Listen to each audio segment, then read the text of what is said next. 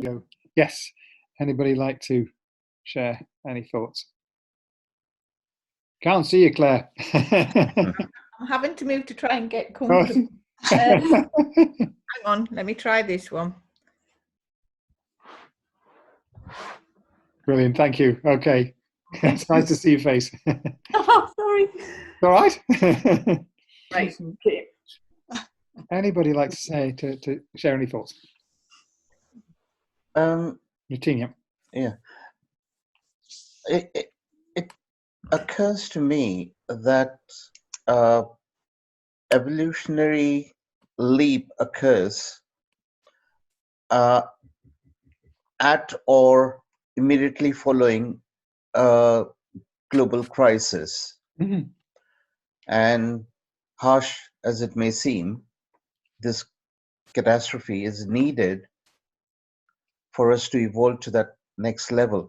Whether we will evolve on a biological level or some sort of a hybrid cyborg, who knows? But it's something that will adapt the new species that might evolve from humans to the changed circumstances, to the changed way the environment might shape us differently. I don't think that it's going to be a matter of a new species, personally. I mean, what's happening, as I see it, is we have evolved new ways of evolving. So cultural evolution is much faster than biological evolution. And humans, it's not unique to humans. Other species do have it, but it's probably fairly, I don't know, might require investigation. But certainly humans have taken it far further than any other species. And it's an incredibly powerful evolutionary tool. So our society will certainly have to change to a very different kind of society. But I don't think we can't evolve biologically fast enough to adapt. but we can. It's in principle. There's no reason why our society can't change very, very rapidly, and it often does. But globally, it hasn't yet. There hasn't been the kind of global transition that I'm thinking we might be seeing. That hasn't happened with such speed previously. But this kind of evolution is, it's not any less profound and radical than biological evolution. I mean, human society may look incredibly different in 150 years' time. I mean, this is a classic example. We are connected through machines. In a way, we are integrated. Yeah. With the machine and through the machine. That's right. Yeah. And I think that, the technological evolution is very significant, but it's much less significant than cultural evolution more generally. I think, what we're talking about, the evolution in consciousness is, it is facilitated perhaps, certainly accelerated perhaps by this kind of technology, and that's very significant. But it's not dependent on that, and I think it's more profound and more powerful than technological evolution. Actually. But yeah, all of these things are happening, and yeah, you may be right that the crisis is necessary to that evolution. That's a way of looking at it, anyway. I mean, could fine tune that, but anyway, let's keep it open. Yeah, for anybody else. I thought it was interesting. I didn't quite catch his name. Was it Tim Flannery or something like that? Tim Flannery, yeah. Yes. It's a very, very interesting book. Highly recommended, yeah. Here on Earth is the name of the book. Well, when you were saying, when he was saying that this isn't written into our genes, this kind of destructive, overconsumptive behaviour isn't written into our genes. It's not it's not an inevitable aspect of being human. I don't know, and it's probably not a new thought, but the way he phrased it is quite liberating, really. and reassuring Yes. them. Not as if this is the only way we can behave. It's not inevitable, and change is then clearly possible. It's not a new thought, but it's just an interesting way to put it, I thought. Yes, I do think he's got some very valuable points that he makes in that book. Yeah, I might very well do a talk about it. I was going to have, I haven't yet, but I thought I'd go and have a look online, see if there are any talks by Tim Flannery. He's, he writes very, very engagingly, very, it's very a joy to read his books. He's very, very well informed and writes well, and it's very positive, and he's incredibly knowledgeable about biology and how organisms work. It's fascinating. I don't know what he's, this is 2010, the book, so it's pretty up to date, but I'd be interested to find out what he's been doing since then. But yeah, the point that he's making, and he makes it better, I think, than I've seen it anywhere else. A lot of, people who write about this kind of thing tend to overemphasize one side or the other. They don't quite get the balance, but there are, or Elizabeth Sartouris is another person who writes interestingly about similar related things, that the kind of the overconsumption and the aggressive behavior and the competitive behavior, these, she says, are characteristic of species in a situation of abundance. So, when there is, this is an interesting thought. When there's lots to eat, lots of resources for the species to consume, it will, it becomes sort of competitive, and people go out, the individuals go out, not people, individuals go out and get as much as they can. And of course, this leads to an overshoot, and then there's a situation of scarcity, and then organisms tend to evolve towards more cooperative forms of behavior. And I think this is what we'll see happening. We are coming to the end of a period of unprecedented abundance in terms of the availability of, energy, particularly. We had, coal gave us an unprecedented form of energy. So the 19th century industrial revolution powered by that, then oil, raised it to another level again.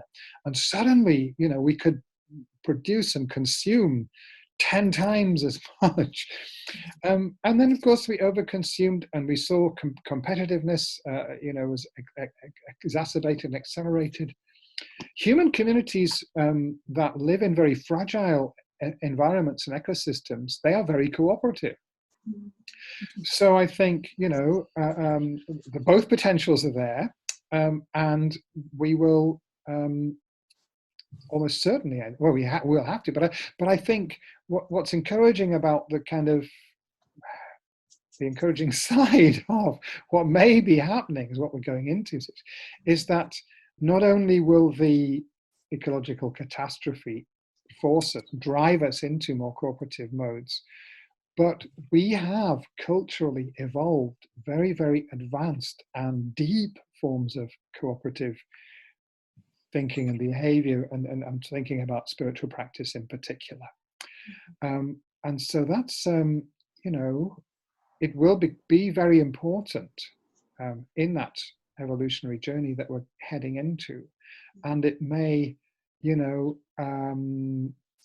be very important in minimizing the suffering. There will be there'll be a lot of suffering. This is a big, big thing that we're talking about. But spiritual practice in particular, and the kind of forms of spiritual connection that we're seeing, that Thomas Hubel talks about so eloquently, I think these are going to be a very important, what's the word, that anyway, they will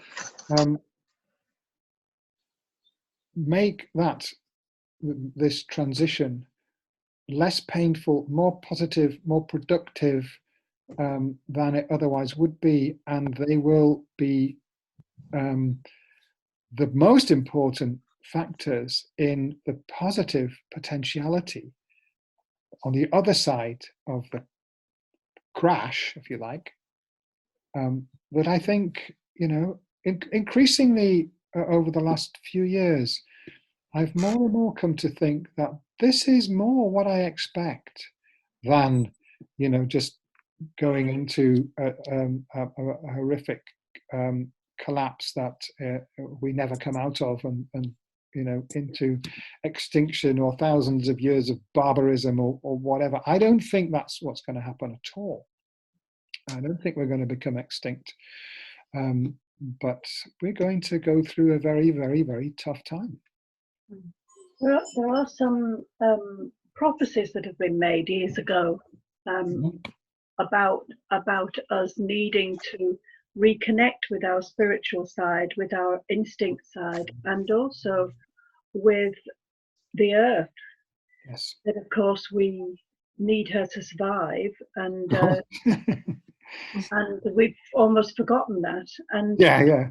To our peril.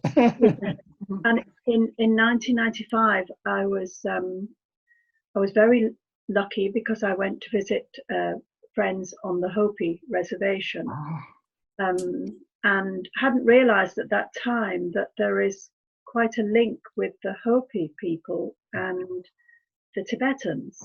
Yeah. And it's it's sort of, the more I read about it later on, the more I became aware of it. But I went to visit because I was visiting with somebody who had worked with the Hopi people, and one of the Hopi friends took us to what they call Hopi Prophecy Rock. And there are some cave drawings from goodness knows how many hundreds and hundreds and hundreds of years ago, which shows very pin-like stick people, but showing them very connected with the earth and things growing. And then they get to be on a level like a platform, and then this was long before houses and high-rise flats became in. These platforms get so big that they're so far disconnected from the earth that they fall. And then the very next one shows them starting again, but reconnecting with the earth, and their feet are back on the ground again. And it's almost a bit like that's happening now. And in fact, the only other place that I've seen something that's fairly similar was up at Sami Ling in the statue in the Tara medicine garden round the statue. They had this scenes of carnage with lorries with fumes coming out of it, and factories and things like that, which really struck me as being quite strange to have around such a peaceful place that was to do with herbs and growing the earth and things. But that was almost showing this same thing, that there's got to be this type of destruction before you come out the other side, to remember that we're part of earth, and earth is part of us. Yeah, so I think, isn't it the Hopis that have the prophecy of the Rainbow Warrior? Yes, they do. Yeah. And of course, that is very strongly parallel, as Joanna Macy frequently points out, to the prophecy of the Shambhala warriors in the Kalachakra Tantra. As I already mentioned that earlier. And yes, actually, people often use the word, and I've mentioned this before, apocalyptic or apocalypse, to talk about what might be coming. And that word is used almost invariably, I think, with a wrong sense, because it's used to mean kind of like the end of everything. It doesn't mean that at all. Apocalypse means revelation. It is the name of the book of Revelation in Greek. Is apocalypsis. And it means that what has been covered up will be uncovered. And in all of these prophecies, there's a common factor that there is before the revelation, which is where the spiritual truth, the divine, comes to take up a firm residence in the earth, the kingdom of God on earth. before that, there is this period where there's tremendous sort of, there's this polarity between the destructive and the constructive forces in the world, and there is a lot of destruction, but there is, this is not a message of despair. It's a message that, kind of like a cathartic process needs to happen, as Nadine was suggesting, that this is part of how things unfold, which the word evolve comes from Latin for, to unfold. So something is unfolding, and there is, a traumatic stage that we will have to go through, it would appear. And this is in these ancient prophecies all kind of foresaw that.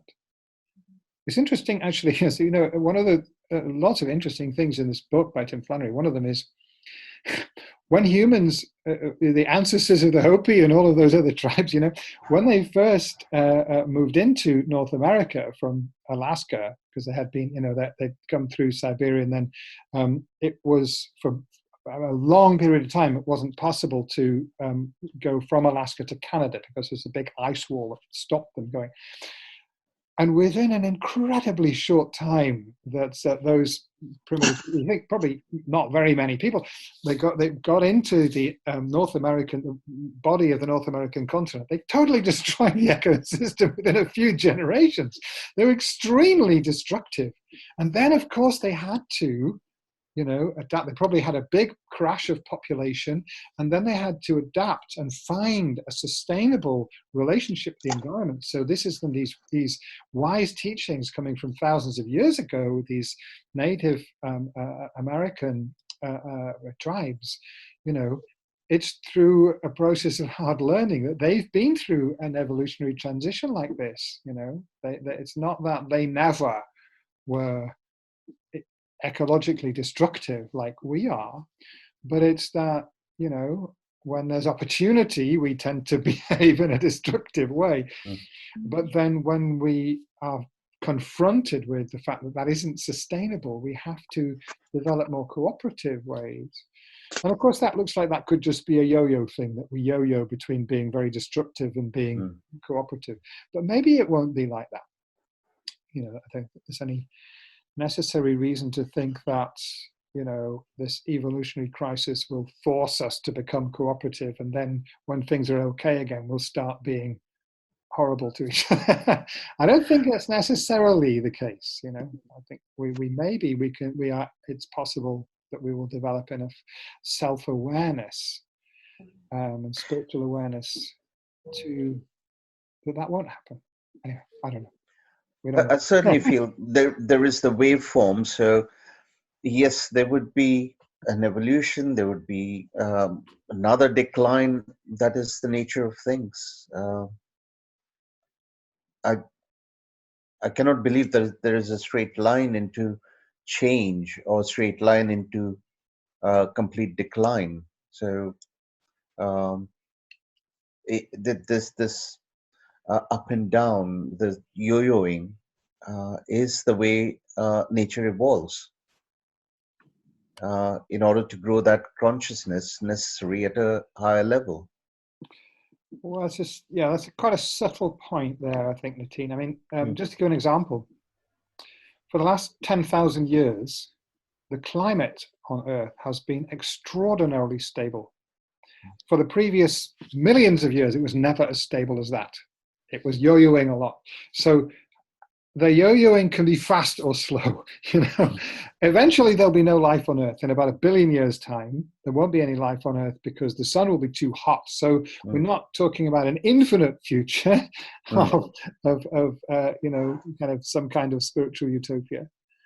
But it is possible that the evolutionary changes that are coming will at some point will enable us to survive for a very long time with a very positive, sustainable relationship to the environment, because we do now have, and it's still in progress, but we are moving towards a degree of understanding of how the ecosystems work that is completely unprecedented. So we will be able to know whether or not we are, getting out of kilter with the ecological balance, which you've never had any way of knowing that before, other than that traditional societies over a long period have, somehow or another, they've evolved this kind of wisdom. I don't know. I mean, it's very hard to speculate about what's going to happen, a million years hence, or 1,000 years hence, or even 100 years hence. But I do think there's no reason to be pessimistic about the, medium to long-term future of the human species. There's very good reason to be pessimistic about its immediate short-term future. It's going to be a rough ride. The title of James Lovelock's, one of his most recent books, A Rough Ride to the Future. That's there. But long-term, and His Holiness the Dalai Lama is very keen on emphasizing we should think long-term. When he gave a talk in 1999, at the Albert Hall about, I think it was called Ethics for the New Millennium, the title of his book of the same year. I was very struck by that he said, a millennium 2000 that's coming, it doesn't have any significance in itself. The number doesn't necessarily have any significance, but we can make it significant. We could make it a time to, if we started thinking about our situation in the world and our problems in a timescale of 1,000 years, we could think very positively about, our prospects for the future. If we're looking at the next 100 years, doesn't look so good, and if we continue to look and to think and act short term as we are used to doing, well then, problem. But if we were to change our perspective and think about what kind of society do we want there to be in 1,000 years, then our work might have very positive outcomes.